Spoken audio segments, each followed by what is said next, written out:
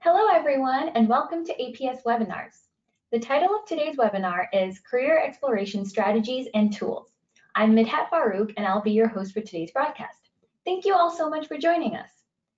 APS Webinars are brought to you as a service of the American Physical Society, connecting you with the expertise of individuals who can offer insight into physics careers, educational programs, and professional development for students, working physicists, and educators. Today's presentation features Dr. Meghan Anzelc, who will be talking about some helpful strategies she employed during her own career exploration. After she finishes the presentation, the remainder of the program will belong to you for our question and answer session. Because of the number of people attending this webinar, we are only accepting text questions. So, if you would like to ask a question, please type it into the questions panel located on the right side of your screen. You may submit questions through the question panel at any time during the webinar, and we will answer the questions after the talk. We will do our best to cover all of the questions that you submit, but we want to apologize if we are unable to cover everything. Finally, a link to the recording of today's presentation will be emailed to you after today's event and will be made available on the webinar homepage. Please allow 5 business days for video upload. We encourage you to complete the survey upon exiting so that APS Webinars can improve its ability to provide you with these valuable services. And so with that, let's get started. As Head of Data and Analytics, a recently created global and firm-wide role, Dr. Meghan Anzelc is responsible for building and implementing a strategy and roadmap to advance the data and analytics capabilities at Spencer Stuart. She works with colleagues across the firm to understand their challenges and the potential opportunities for data and analytics to have a positive impact on the organization and on Spencer Stuart's products and services for the firm's clients. Prior to joining Spencer Stuart, Dr. Anzelc held a number of leadership roles in data and analytics in the insurance industry, most recently serving as Chief Analytics Officer for Axis Capital. Dr. Anzelc holds a master's and PhD in physics from Northwestern University and a bachelor's in physics from Loyola University Chicago. She is also on the board of the Chicago Literacy Alliance, a nonprofit dedicated to the vision of 100% literate Chicago. And with that, Meghan, please take it away. Thanks so much. I'm glad to be here, and thanks everybody for joining. Like Midhat said, I've got some content to go through, and then I'm really looking forward to your questions. So we'll leave lots of time to go through Q&A. So a little bit to get started. One of the, if you take a look at my career, so Midhat gave you kind of the bio and the overview. I think that gives you a sense of why my experience might be helpful to you. So I did my PhD at D0, one of the experiments at Fermilab, so a Department of Energy national lab, and then went straight from my graduate work into the private sector. And as she noted, I worked at a number of insurance companies before moving to Spencer Stuart a couple of years ago. Spencer Stuart is an executive search firm and leadership advisory services firm. So primarily what that means is that we do headhunting or recruiting for senior level positions for clients all over the world. My role at Spencer Stuart is to help the organization figure out how to better use its data and what kinds of analytics could be done that would help the business. So that's effectively what I do at Spencer Stuart. And then a little bit more about kind of how I started exploring non-academic careers and what I wanted to do. For those of you that haven't seen it, I did a webinar with APS a handful of years ago that is recorded and available on the website that's much more about job search strategies and how you can self-advocate for your own career. So if you haven't seen that and you're interested in that topic more deeply, I'd encourage you to check that out. We're going to instead focus today a bit more on different kinds of career paths and how I went about exploring them and how I've continued to explore different opportunities throughout my career. So I started thinking about different career paths a couple of years before I finished my PhD. So unlike most people, I did not want to be a professor after I got my PhD. I really wanted to be a research scientist. And as I'm sure many of you are familiar with, it's really hard to get a full-time job doing research. So I knew I could get a postdoc, but I wasn't sure if I could really get a permanent position doing that. And I was interested in doing work that was more applied and where the time to see the impact of my work on society was shorter than a few decades, which is the timeline that exists for particle physics, which is the subfield that I studied. So I figured there had to be lots of physicists who had left academia who were both happy and successful. And so I set out to find a bunch of them and talk to them about what they did and how they got into their careers and what they did in their jobs. And that's called an informational interview. So I learned that as I started doing these. One thing to note is that lots of people are afraid to reach out and ask people those sorts of questions. So to spend, 20 minutes or half an hour or a handful of emails back and forth asking them about their jobs.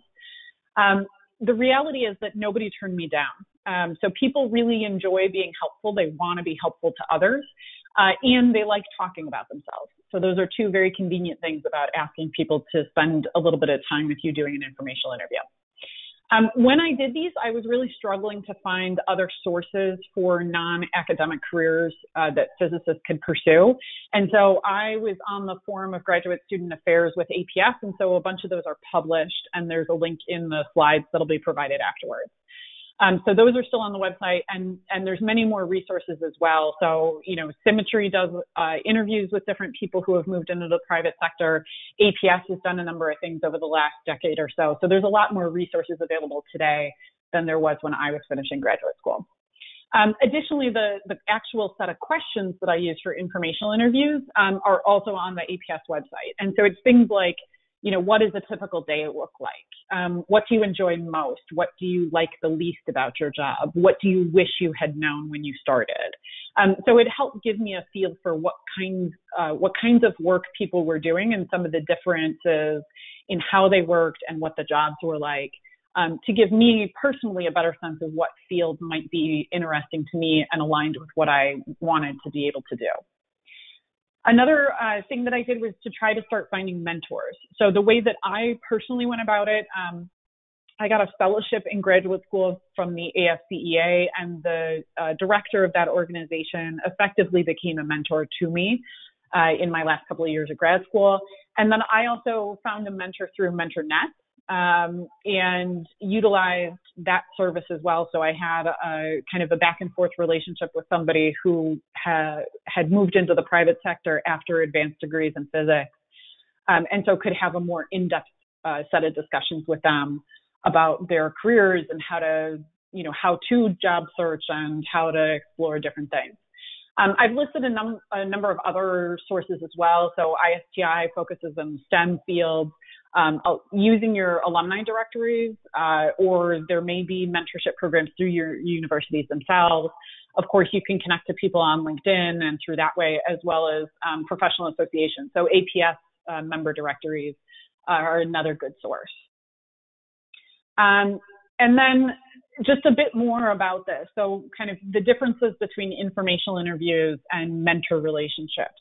So as I mentioned before, informational interviews tend to be kind of a single conversation or a handful of emails back and forth. And the goal is really just to get a feel for what that job or that career path is like. So it's not meant to be a real in-depth, but just to get kind of a high-level understanding so that then you can do some deeper research if you want to. And then mentors tends to be longer relationships. So it can go on for weeks or months or even years. Those conversations typically focus more around career goals or areas in which you want to develop skills. So things like, I want to be more concise when I'm communicating to leadership, and how could I work on doing that? And how can I work on doing that through written communication, through oral communication, and working with someone to actually get their advice and guidance on how to develop that skill over time. So both of these, to me, were very important sources. So I utilized both of these avenues when I was in graduate school, and I continue to use both today. So I've had different mentors throughout my career, so different periods of time, different people, depending upon where I was in my role and what I was most interested in getting help with. And informational interviews I continue to use as I think about different areas that I might want to move into, or if I'm thinking about next steps in a career. And again, just to get a feel for people who have come before me, how have they gone about doing similar things? So that's a bit about the differences there. Another piece that I think is critically important and that was really important to me and has been again throughout my career is self-reflection. And so really spending some time thinking about what you want and what you don't want. So some of the questions that I considered were things around what are the things that I'm really good at, and what are the things that I really enjoy doing. And then are there some things that I really, really dislike doing that I want to make sure are either a minimal part or not part of the job that I'm exploring. There's also lots of other kinds of considerations. So both where are you willing to live? Are you willing to relocate? Are you willing to relocate to a small city or only big cities? Are you willing to move countries? And then also how you want to live. So what kind of income do you want to have? What kind of benefits are important to you? So for me personally, I wanted to stay in the Chicago area. It's where I'm from. It's where my family is. So I put a geographic constraint around my job search. And then I also knew that I was going to be likely to be the primary breadwinner in my relationship. And so that was another consideration of what kinds of job paths will have the kinds of compensation and salary that I think I need to live the life that I want and to help support my family. Other areas that often get overlooked but are also really important are things around culture and what kinds of organizations would be a good fit to you. So I prefer organizations where teamwork is a big part of the role. I prefer organizations where you can learn from each other and have open discussion. I tend to dislike organizations that are very top-down. I like having some amount of autonomy in what I do. So those are all things that are both about the job itself, the team you might be working on, but also can be reflected in the overall organizational culture as well. And then even thinking sort of aspirational, a little bit bigger picture of like, if you could do anything all day, what would that be and who would you want to work with, right? So those are some questions that can help you kind of think through these. And then once you have a sense of those things, then trying to figure out, okay, that's great, but now what do I do with all that information? So I started exploring different kinds of career paths using career guides. Northwestern had a subscription, they still do, to Vault. So I use those career guides quite a bit. And those are kind of documentation, like one-pagers about what a career path might be like in a particular industry or a particular kind of job, and gives you a sense of like, what is the compensation? What are the typical hours? What are the typical job duties? What is the day-to-day of it like? So kind of like an informational interview, but really condensed down to a couple of paragraphs. So those were really helpful to me because it helped me exclude some things and then identify other things where I wanted to learn more. And then the ones where I wanted to learn more, that gave me some ideas as to who I might want to try to identify for an informational interview. I also used the career services at Northwestern for feedback on my resume and cover letter and job applications in general. They also connected me to other alumni. So as I was iterating through my exploration of different career paths, they might say, oh, hey, I know somebody who's in venture capital. I could connect you and you could have a conversation with them. I'm sure they'd be happy to spend half an hour talking to you. And then later on, as I went through the job search process and got closer to getting to the job offer stage, I also got guidance from them around what were applicable salary ranges, how to negotiate a job offer, right, all of those sorts of things, the much more sort of practical, but they come a little bit later in a job search. Some of the other things that I did when I was looking for jobs, so I'm a big, I tried to do as much as I could across all different kinds of ways to find a job. So a little bit, one piece of context, I finished my PhD in 2008. That was the last worst time to be looking for a job. So I really felt like I had to do everything I could to try to get myself out there and in order to find something that would be satisfy what I was looking for and be something that was of interest and, a good first job. So I also went to career fairs, and a lot of these now are virtual. So those can also be useful, even if they're virtual. A lot of times companies send someone from their HR department to the job fair, or that HR representative is the person who's kind of the face of the company at a career fair. which meant it was great practice for talking about what skills I had and what I could do to a non-technical audience. So learning how to describe what a physics PhD meant and why that would be valuable to their organization. I got a lot of practice in learning how to do that well. And I was very, very terrible at it when I started. It took me months to kind of get good at figuring out how to tell that story in a way that was meaningful to other people outside of the physics world. Job boards can also be useful. It helped me kind of go through different kinds of titles and what they meant, what were the commonalities and roles and responsibilities, what were some of the differences. So that helped me, again, kind of narrow down what might be most applicable to me and what I was most interested in. And then it also helps me understand what's important to the company. So what are the key experiences or skills that they're really looking for, and how do I make sure that I highlight those when I'm applying to the job? Networking, so not just informational interviews, but also just generally talking to people. So I talked to basically everybody I knew at any opportunity I had and let them know that I was looking for a job. And a little bit about what I was interested in doing. I reached out to anybody I knew who was working in an industry I thought I might want to work in, and did sort of more informational interviews. When I was in graduate school, my network was very narrow. It consisted of family, friends, and other physicists, and mostly other particle physicists, so really, really narrow. So I had to work at sort of getting out there and telling people that I was looking for a job and looking for connections to explore their career paths to help broaden my network a bit. And of course, since then, my network has grown, so it now includes lots of people from the insurance industry, now lots of people in sort of HR and professional services industries. So that sort of naturally happens over time. I also made a point early on of making sure that I responded to any recruiters that reached out. So, if you're on LinkedIn and you sort of turn on the little toggle button that says you're interested in potential new opportunities, or maybe I just got a cold call or an in-mail from a recruiter saying, hey, I think you might be interested in this job. Even if it was something that I had no interest in whatsoever and really didn't apply to me at all, I would still respond. Even if it was just a thanks for thinking of me, I'm not sure this is the right fit. Here is what I'm looking for. Maybe there's an opportunity to reconnect if there's something of mutual interest in the future.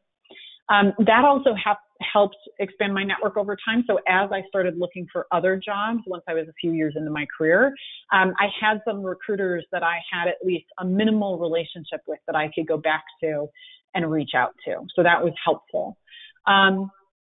At this point in my career, the kinds of jobs that I look for and have been looking for over the last few years, these are typically not posted publicly ever. They're just never out there in the public sphere. And so you really have to work through recruiters and through executive search people to even identify or find out about job opportunities. So that means that sort of laying the foundation of those networks becomes more important as you grow in your career.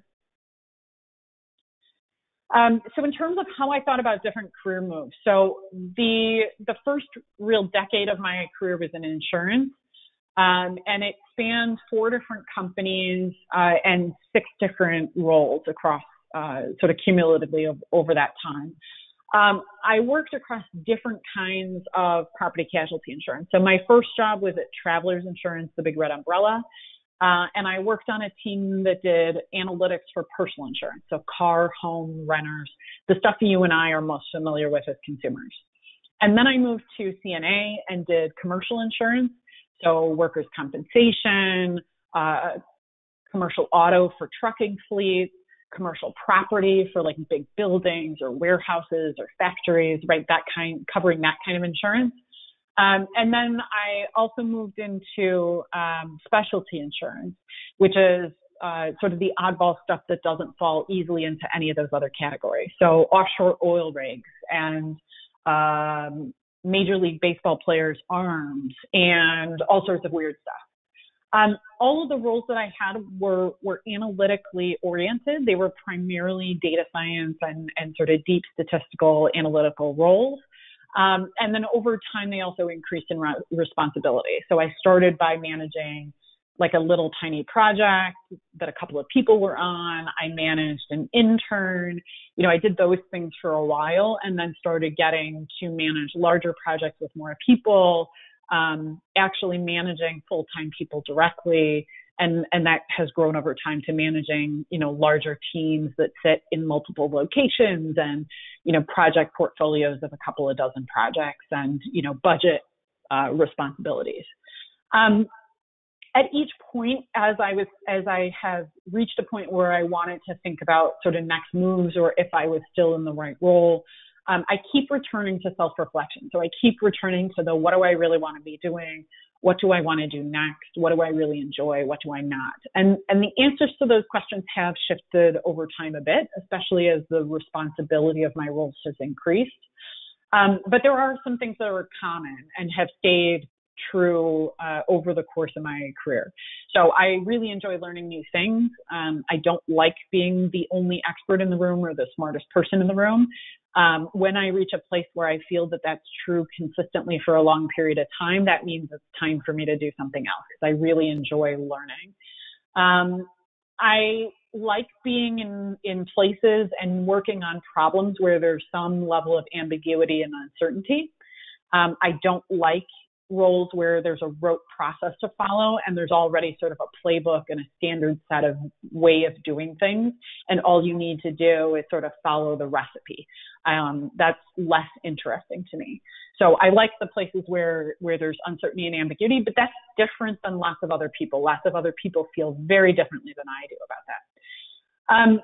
I've also needed to think about how do I tell my story as I've switched industries. So coming out of physics, that was one challenge of trying to explain how a physics PhD was applicable to a different industry like insurance. But I had to do the same thing when I wanted to move out of insurance. So I had been working in insurance and property casualty insurance for a decade, and I needed to convince people that I could do something other than just insurance. I was clear about what industries I was considering. So I had done a lot of that homework of thinking about different industries and which ones really fit the things that I wanted to focus on and the things that were important to me. And so I could clarify that for people and say, these are the two industries that I'm primarily looking at, and this is why. And then I also needed to be able to tell a story about how I would be able to successfully change industries and do so quickly. And so it helped that I had already done it once from moving from physics to insurance, so I could tell that story and then illustrate, things about how I learn quickly and I can get up to speed in new challenges, things like that to help craft a story about why switching industries made sense and why I was somebody that should be considered for roles in those other areas. And then I just want to highlight as well, there's tons of career paths that are available. So we've talked already about a number of the resources that are out there, but I just wanted to provide a snapshot of people in my own personal network. And what I've done here is this is just a subset. This list excludes people who are in insurance, people who are in academic jobs, people who are in government labs, or people like Midhat and Crystal who work at places like APS. So this list is all of the other people I know and their titles as of a couple of years ago and the organizations that they were working for. So you can see there's a wide range of industries, a wide range of titles. There really are people who have skills like ours, who have degrees in physics at all kinds of companies pretty much everywhere. It's just that there aren't tons of them at one place, so they can be a little bit hard to find, but they're there. So that's really all I wanted to share formally. I'd love to jump to questions you guys have, anything I could tell you more about. I'm happy to hear anything you want to ask, please do. Please don't be afraid to ask something. I'm more than happy to answer any question you have. So thank you. Wow, thank you so much, Megan, for that really great talk with so much great advice and strategies. We do have a couple questions coming in, but before I ask any of them, I want to say that information, I just want to reiterate how important informational interviews are, and that I actually did one with Meghan, and she introduced me to someone else and helped build my network, and that's why I have my current job today. So just wanted to share that with everyone that's watching. Okay, so the first question we have is, could you expand on how to approach someone about possibly being a mentor? For example, what would you say? How would you contact that person? Yeah, okay. So I think it depends a bit on whether or not you have a relationship with them at all and how you came across them. So if you're going through a service like MentorNet, or like I've been a mentor to Northwestern students, and there's actually like a digital online mentorship program that Northwestern has set up. So those sorts of things, it's clear that you are there to get a mentor. So it's very obvious, which makes the ask much easier. In those sorts of situations, I think just saying, I think I could learn from you, and something about either the things you're looking to learn about or why you think they might be someone who would be a good mentor to you. So here's, I'm really interested in your industry, and I'd love to better understand, how you've progressed in your career, and talk to you about how I might be able to start out my career in the right way to be able to get to a position like yours someday, right? If that's what it is. Or, if they're really skilled at presenting, then maybe it's a presentation skill you're after. And so making the ask about why them and why you think the relationship might be a good match. If it's somebody, I'd say it's also a little bit easier if it's somebody with whom you already have some sort of relationship. So either you already know them personally in some way, you've done an informational interview with them already, right? You've had some level of interaction and communication. And I think they're a similar sort of strategy of saying, I know our conversations have been focused on X in the past. I'd really like to spend, to really learn more from your experience and gain from the knowledge you have in these areas. And I wonder if you'd be open to a mentoring relationship. I think also laying out for people something about what your expectations are, or that you're open to talking with them about what the expectations should be about how the relationship will work. So how often are you going to talk? How much of their time are you asking for? And there are some good guidelines available online through your career services about how to structure some of those relationships. You can use those as some guides if you're offering some suggestions or recommendations about how to set up the relationship. If it's somebody that you don't know at all, that's a little bit more challenging. So I think expressing that you have interest, so it's certainly flattering to be asked. So I think positioning it as, that their experience or what they've done, is something that you aspire to or want to be able to learn from. And saying that you're looking for a mentor in this space and for these reasons, and would they be open to it? And if not, would they know of someone else who might be able, or open to mentoring you for a similar set of reasons? So I think giving them a little bit more opportunity to easily say no, in case they don't have capacity or it's not the right timing or whatever it may be, but makes it a little softer. And I think understanding that you are asking of them something that takes a commitment, right? Mentoring relationships are because they're typically over a longer period of time, you're asking somebody to make a commitment to you. And that's a harder thing to give to somebody if you've never met them and never interacted with them before. So I wouldn't say don't ask. I just say ask in such a way that gives them an opportunity to say yes if it makes sense and no if it doesn't, and don't take it personally if they say no, right? It may just be the wrong time, or they're swamped at work or with family obligations or whatever it may be. So hopefully that helps. Yeah, thank you. And I just wanted to share an additional resource. I've added it in the chat. APS also has an industry mentorship program. So if you're specifically looking for people to connect with who are in industry or outside of academia, check out this program. I've linked it in the chat. Okay, so next question. Hi, Meghan. Thank you for this insightful webinar. Were there any resources you found helpful in crafting your transition stories? For example, from academia to insurance, or insurance to your next step? Sure. Okay. So from academia to insurance, not really. And so it was a lot of trial and error. In retrospect, I should have spent more time thinking about how to tell that story.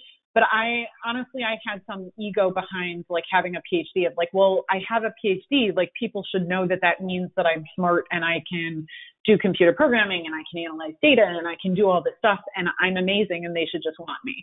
That's not how this works. And I also found very quickly that there's very few job descriptions that require a PhD. So I also struggled early on to even understand what positions might be right for my experience level. So at the beginning, like I had alluded to, I was really terrible at explaining why I would be potentially a fit for the organization or for the role that they were looking for. So it was a lot of trial and error. And so it's harder to do today because we're operating all virtually. But when I would go to a job fair and I'd start talking, and if somebody like eyes glazed over and got, very obviously bored in their body language very quickly, then I'm not telling a story that's useful. It doesn't matter if the story is true, the story isn't connecting with the other person. So I tried to sort of learn from interactions I had. I did use sort of family and friends as guinea pigs. So trying to describe to a friend, who wasn't part of the physics world, who wasn't a technical person, and say, can I try this out on you? Can you just listen to my 30-second elevator pitch and tell me if it makes sense, right? And so people that know you well will then hopefully they'll give you both the good feedback, but also the critical stuff to say, I don't understand what you're saying when you say you used statistical methods and, you were writing C++ code, right? Whatever it is. So trying it out, I did a lot of that trial and error. I think looking at job position descriptions as a way to learn about what the company was looking for, that didn't occur to me until I had been doing this for a few months. So that then helped. So I could look at a job description if I was lucky enough to have a phone call with a recruiter, I could go to the job description and say, okay, they're saying they want, this programming language, they want this many years of data analysis experience. I can talk to those things specifically. When I was switching from insurance to my current role in more of the HR people analytics space, it was a little easier in the sense of like I knew I was going to have to explain, so I didn't have that same rough learning curve of realizing that I needed to help other people understand. I knew that going into it, so that helped a bit just to speed it up. And then similarly, it was a bit of trial and error, but also, again, thinking about what were the things that were common in every conversation I've ever had with a recruiter or every sort of executive level job I've ever looked at, right? A big part of those sorts of jobs is explaining to leadership of an organization why they should want to pursue some of these things, or how much all of this is going to cost. So being able to talk about how I had done those things in other roles, and what kinds of experience I had working with leaders, sort of anything that was related to the role I was applying for, I try to make sure I was highlighting those things and also be very clear about what I didn't know, right? I don't know anything about the people analytics space, but this is why I'm interested in it. This is why I want to make a career switch into this industry because of this, and you can see these reasons show up in my past career steps. So sort of helping connect the dots for other people, I guess. That's, if I had to summarize it, that would be it. It's like you need to connect the dots for the other person.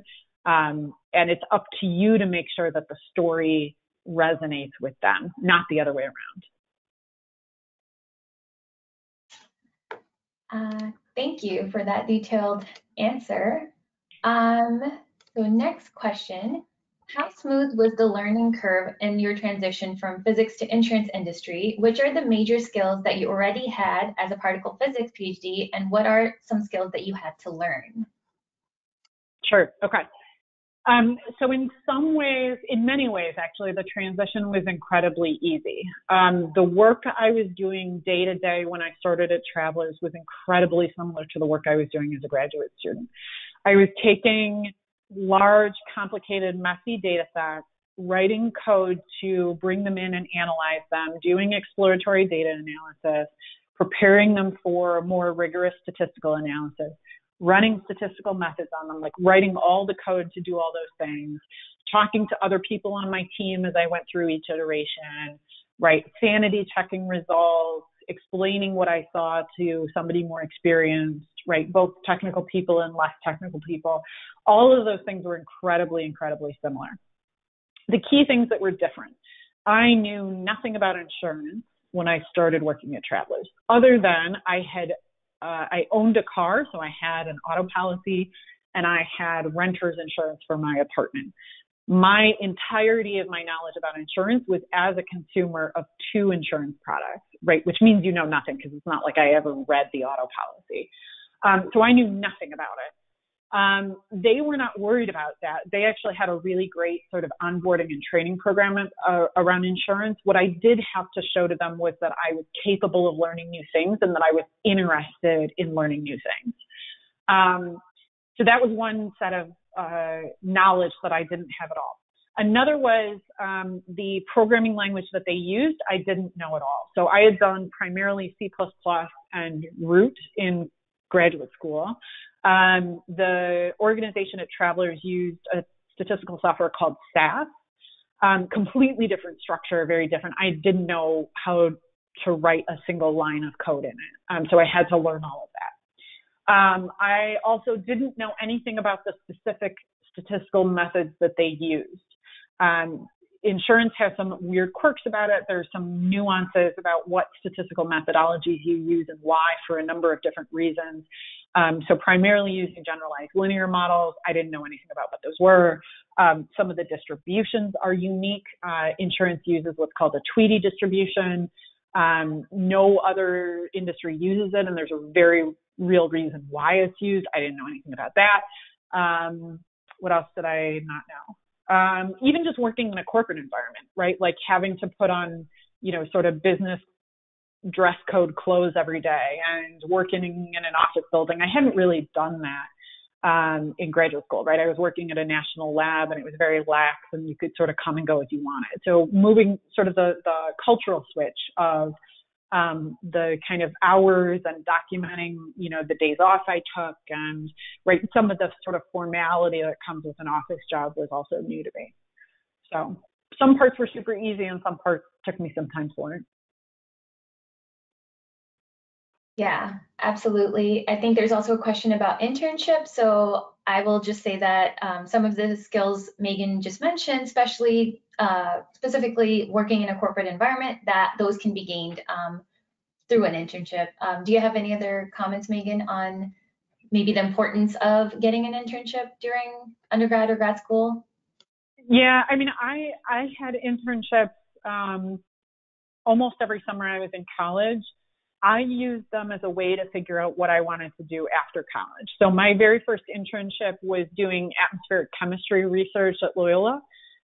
What I learned from that is that I hate chemistry, not because I hate chemistry as a field, but I hate washing glassware, like really, really hate it. But I really, really liked the research side of it. I was like, oh, I could like gather data and learn something about the world that nobody else knows. Like that's super cool.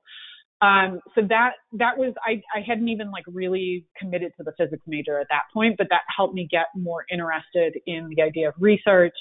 Second year physics got me committed to doing the physics degree, modern physics. I was like, oh, this is cool. And then I had internships at Fermilab and Argonne, the two Department of Energy national labs outside Chicago, consecutive summers. So I worked at Argonne in their high energy physics division, building parts for a detector at Brookhaven that are still there today. And then the following summer, I worked at Fermilab writing code. So it was my first experience. It was a full software sort of development internship. So that was sort of like a thrown in the deep end, doing pattern recognition algorithms, which sounds very fancy, but believe me, it was definitely some trial and error there. And then by then I had figured out I knew I wanted to do the PhD. My last summer before I started graduate school, I went back to Argonne, but I did a condensed matter physics internship because I knew it was going to be the last chunk of time to do a different kind of physics than particle physics, because I knew I was doing particle physics for my PhD. So I wanted to do something totally different. So we were doing phase transition studies at the synchrotron at APS. So that's how I used them, was more for career exploration. Yes, definitely a very good point. Thank you. Okay, so next question. What difference would you expect in job availability for someone with a master's degree in physics versus a PhD? Yeah, so master's degrees, sort of in quantitative disciplines in general, I'd say you'll find more job positions that specify like a master's degree, or say like, advanced degree preferred or advanced degree required. So in some ways, it's actually a little bit easier for masters. Sometimes with a PhD, you also have to explain why you're not overqualified for the job, or why is it that you're actually committed to making the switch to private industry, rather than, that like you've already become an academic and you're not going to be able to break out of that. So it can be a little bit easier, I think, but I mean, some of the same things I think still apply, still being able to explain the skills you have and how they relate to the role. And then, of course, I applied for lots of jobs where it said master's degree. And then I just figured I'd, kind of figure out through the interview process if the job was the right sort of level for what I thought I brought to the table. So hopefully that helps a bit. Yeah, and I think this is somewhat related. Can you talk about some of the pros and cons of going into industry as opposed to staying in academia, and why you chose industry? Yeah. So obviously my whole career has been in the private sector since graduate school. So it's a little hard for me to comment on what things would have been like had I stayed in academia. However, I have a number of friends, especially from grad school, who did stay in academia. So a few things about the pros and cons. So one is you should just know the statistics about the reality of what's likely to happen. So AIP publishes a ton of really great statistics about what happens to people who get physics degrees and degrees at different levels. So what happens to bachelor's degrees, what happens to master's, what happens to PhDs. If you look at those stats, you have to kind of do the math yourself, but you can find the information there. There's about 1,500 PhDs in physics that graduate every year in the US. There's only about, and this is as of a couple years ago, so today it's maybe worse, there's only about 130 tenure track faculty jobs available per year. So that means that somewhere between 80 and 90% of those physics PhDs who graduate every year are never going to make it into tenure track jobs. So most people actually leave academia. It's just that academia is so insular that academics only know other academics, and so it feels like the whole world is academics, but that's actually not true. Most people do other things. So that's one thing to know. In terms of the pros and cons, so the reality is I make more money and have better benefits in a lot of ways than my academic counterparts do. Even the people who have had very successful academic careers, like who have gotten tenure, who have gotten research grants, right, who have gotten even sort of like special awards, right, things like that, comparably, I make considerably more money. Now, that may not be of interest to you, and that's really okay. For me, it means I can do things that I wouldn't be able to do otherwise, right? Nice vacations, helping out my family, right? Whatever it may be. Other things, there's differences in kind of the schedules and how things go, right? So I don't follow an academic schedule, right? I have full-time work year-round. There isn't sort of the ebb and flow that there is in academia of like, midterms and finals in summer. My work can also be mostly contained within a set number of hours. So over the course of my career, I've typically worked more than 40 hours, but not tons more. So most of the time I average probably 45, 50, 55 hours a week, with occasional crunch periods that are more than that. but it's pretty rare, and it's also pretty predictable. You sort of know when that's going to be coming up. So that can be different from a lot of academics where they end up working very long hours, or because they're trying to balance, effectively multiple full-time jobs together, right? They're trying to take on a full-time teaching load plus a full-time research load, plus they have a family at home. I've never figured out how anybody could do all three of those well. I think you could probably do two of them pretty well, but I have a lot of, I'm very impressed by people that are able to do that, because I don't think I can handle all of that. So hopefully that's a bit. I mean, there's obviously other pros and cons, but those are sort of the high level ones that come to mind. Thank you. Okay, next questions. We're just getting so many. This is great. Hi, Megan. Do you have any recommended skills to emphasize given the current times? For example, I made sure to address change management. Thanks. Yeah, so that's a great one. And I think what you're highlighting is something that I often recommend to people. So a lot of times when people ask me this question, they're thinking about technical skills. My guess is if if you have a physics degree or you're pursuing an advanced degree in physics, you already have pretty solid technical skills. So it's unlikely that you don't. The area where more people tend to struggle, or where they don't spend as much time developing skills, is more on the soft skill side. So communication, influence, leadership, as you noted, change management. I think in the current environment, I'm hearing a lot of conversations across different companies and industries about change management being one, resiliency. So, being able to, and agility, which I think are kind of related, right? So being able to adapt well to changing circumstances and show resilience in the face of challenges and crisis, right? And I think all of us can, it's easy to understand how those skills might be useful now. So those are a couple I would highlight, but you can never go wrong with working on communication, influencing, and communication in multiple avenues, right? Written communication, oral communication, communicating to non-technical people. So those are some of the ones that kind of recur over and over and over again, both when I've looked for jobs and when I have interviewed people for jobs that I was hiring for.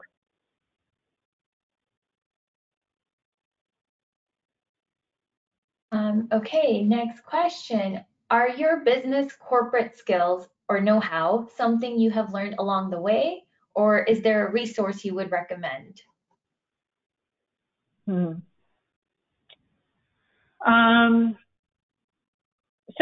I guess some of them I've learned along the way. Some of them I don't know that I had like real resources, as much as it was that I was lucky to be exposed to certain things growing up that helped make some of it easier.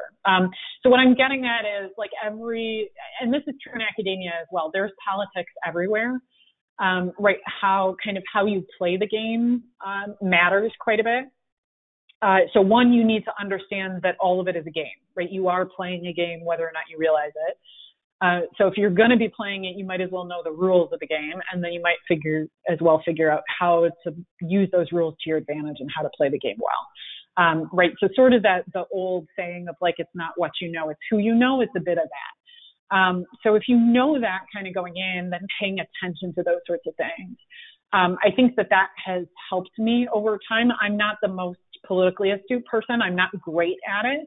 I am okay at it. And at least I'm aware that it's happening.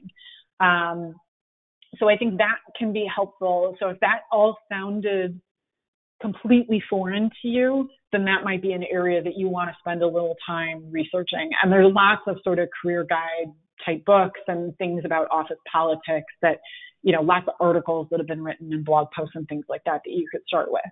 I think some of it has been learned the hard way. So sort of fighting for promotions that I thought were deserved or a pay raise that I thought was deserved. Some of that can be incredibly difficult, and I have not always been successful.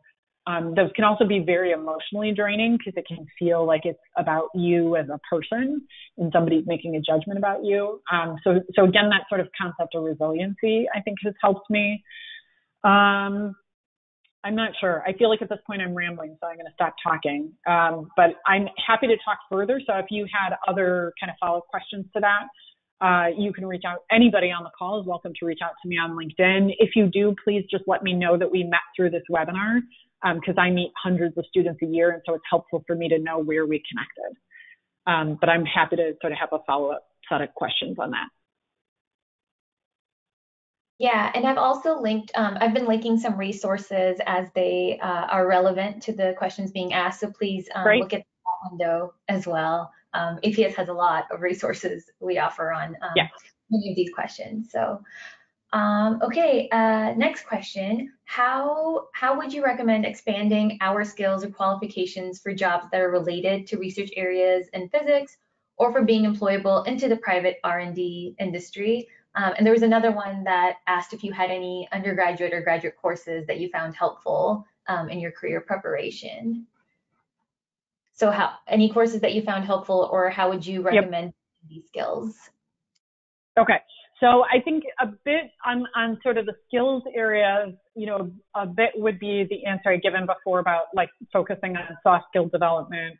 I think there may be like very specific skills to certain industries. So if there's a particular industry you're looking to go into, there may be, whether it's certifications or a very specific like research technique that you need to know to get somewhere.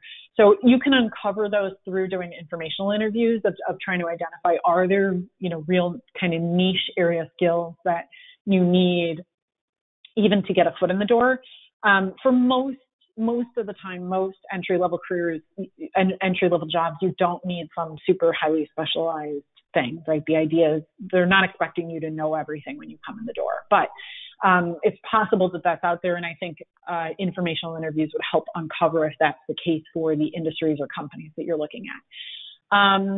And then more broadly, I would say the soft skill piece is important, especially if you're, sort of stereotypes about, scientists and, the white lab coat and the glasses and all of that. There's going to be trying to help break that stereotype with other people. So if you come across as a confident communicator, that can go a long way. So the soft skill piece would be the other part on that one. In terms of courses as an undergrad, so Loyola is a liberal arts college. So that I think was an advantage for me personally and for multiple reasons.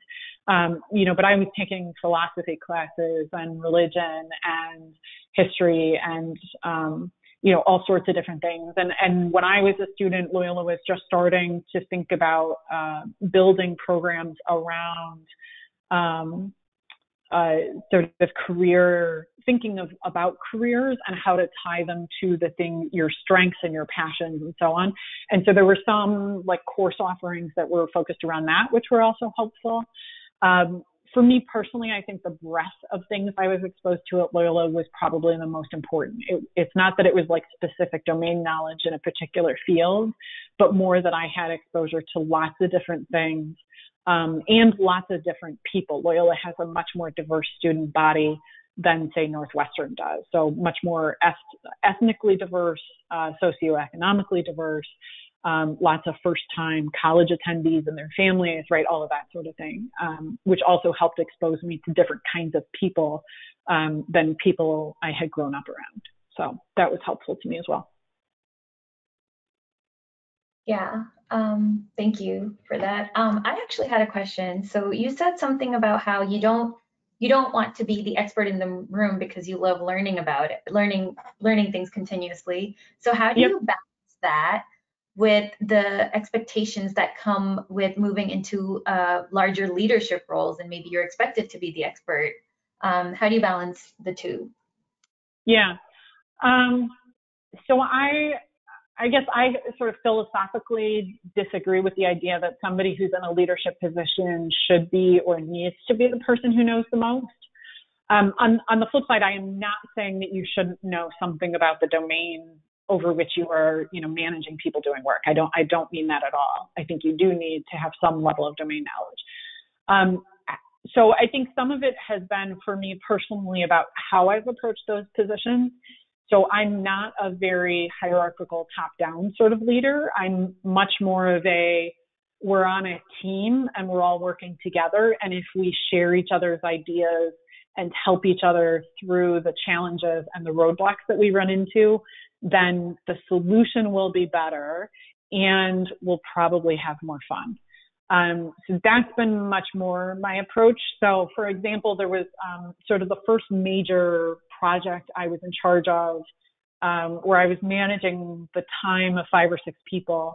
And we had like daily sessions to go through what everybody was seeing. There were only 2 things that I mandated as part of that project. One was nobody was allowed to look at the validation, the holdout data set until after the model was built, so that we had a true independent way to measure the applicability of the model. And then the second rule was we had to meet the final deadline. The model had to be done by a certain date. Those were the only 2 things I mandated. You could build any variable you wanted. You could do as many model iterations as you wanted. You could try whatever new data set you wanted, as long as you held to those 2 rules. So that sort of stylistically is how I've done it. Now, other people have different ways. It doesn't mean my way is better or worse than someone else's. But I think that approach has helped me learn more from the people working for me. And I learned tons from the people who work for me about techniques I didn't know, about problems in the data I didn't know, about roadblocks that they're running into that I can then go help solve. So for me, that's a much more interesting way to go through my day job than it would be if I was the one who said I have all the answers and then trying to prescribe them to the people doing the work. Yeah, thank you for that.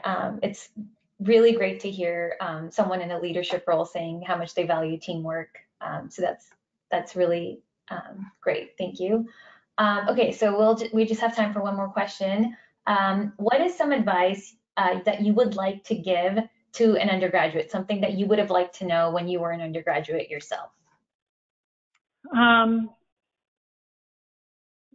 So I guess 2 things come to mind. One is the piece on self-reflection that we've talked a bit about. So really spending that time to think about what you want and what you don't want and what that should look like. And that goes for whether or not it's about a job or whether or not to go to grad school or whatever it may be. But I think that self-reflection can be hugely impactful in a positive way. The other thing I would say, especially sort of for the undergrad audience, is that I know for a lot of people, and myself included, it can feel like the decisions you're making about, say, what job to get or what career to pursue or whether or not to go to graduate school, that those are somehow permanently life-altering, irreversible decisions. And that's not entirely false, but it's not true in the way that I think I felt it was when I was that age. It felt like I only got one chance at things, whereas I would say today I can look back and say there's way more time available to me in my life than I thought I had. I didn't quite understand the scale of time. And that first jobs are not the only things, right? They are first jobs. They're just a way to start learning and to start pursuing a career, but you can change your mind. You can move into a different career path. And it's actually pretty easy to do if you're still early in your career, right? The kind of industry switch that I was describing, going from insurance to people analytics, the only reason that was a little bit harder is because I had done insurance for a decade. If I had only done insurance for a year or 2, that would have been a much easier conversation. So the kind of like commitment level you're making isn't as deep or as long as what I perceived it to be when I was an undergraduate. So I hope that that's reassuring. There's lots of opportunities in your life to try different things, to do different things, to pursue different things. So it's not that the decisions you're making now aren't important. They are, but they also aren't completely irreversible or, somehow fundamentally setting you down a path that you can't alter later.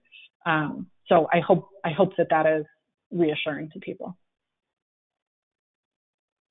Yeah, thank you so much for all of the great advice today and for spending so much time answering all of the questions that we received. This is all the time we have today for the official webinar. We apologize if we did not get to your question. We encourage you to follow up by sending an email to webinars@aps.org, and we will forward your question to our speaker for comment. A recording of the video will be emailed to you within 5 business days, and we will also be posting it on our summer webinar homepage. Lastly, in order to help APS continue to develop quality webinar presentations, please help us by taking a moment to complete the short survey as you exit the webinar today. This wraps up today's event. We hope you'll join us again next time. American Physical Society, copyright 2020, all rights reserved.